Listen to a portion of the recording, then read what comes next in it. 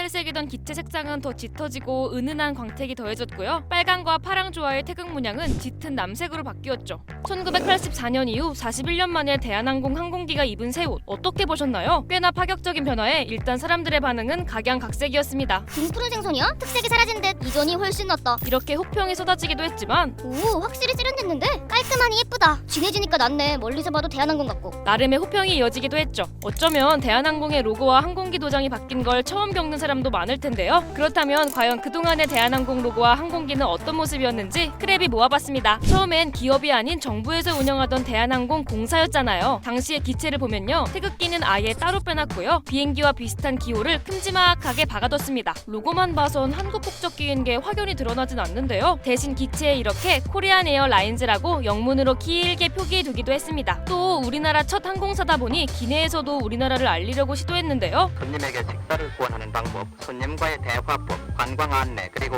올림픽 관광객을 위한 한복 입는 법까지 배우고 있습니다.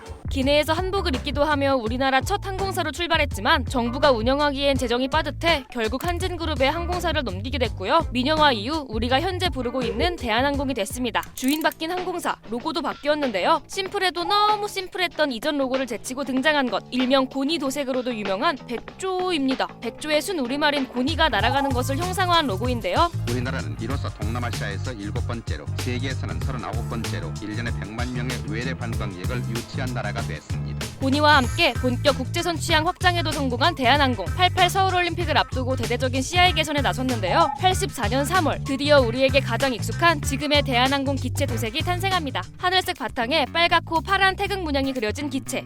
그리고 국영기업 시절부터 쭉 표기했던 코리안 에어라인즈에서 라인즈를 뺀 코리안 에어로 이름도 줄였습니다. 항공사 설립 이후 로고와 기체에 가장 큰 변화가 있었던 84년 이후 시민들과 더 가까워졌는데요. 이렇게 비행기 안에서 결혼식을 올리기도 하고요. 어린이들을 무료로 태워주기도 합니다. 비행기 처음 타보니까요. 기분이 좋고 날아갈 때 몸 위가 좀 가벼워진 것 같고 붕 뜨는 것 같고요. 또 지금 대한항공의 대표 기내식 메뉴인 비빔밥도 이때 처음 등장했습니다. 한국 승객들도 많이 좋아하시지만 특히 유럽 승객들이 더 많이 찾으시는 것 같아요. 더욱 다양해진 서비스와 함께 90년 국내선 탑승객 5천만 명을 돌파한 대한항공. 당시 항공기가 많이 없던 탓에 휴가철엔 비행기 예약하기도 하늘의 별 따기였습니다. 죄송합니다만 그 날짜 이후로는 손님 저희 좌석이 만석이시고요. 조르시는 분도 계셨고요. 또 한 분은 예약 끝난 다음에 전화 주셨는데 본인이 늦잠을 주무셨다고 저더러 어떻게 하면 좋겠느냐고 하소연하셨어요. 설립 이후 눈에 띄는 CI 변화를 시도하며 이미지 개선에 성공한 대한항공. 이 시기를 기점으로 대한항공만의 정체성을 확립하며 현재 우리에게 가장 익숙한 대한항공의 모습이 됐는데요. 84년만큼 큰 변화를 맞이한 대한항공. 익숙했던 태극 문양은 윤곽만 남았고 트레이드마크였던 빨갛고 파란색은 사라졌고요. 영문 표기도 코리안 에어에서 코리안만 딸랑 남아있게 됐습니다. 이제 이 새로운 도색의 비행기가 우리나라 상공을 가로지를 텐데요.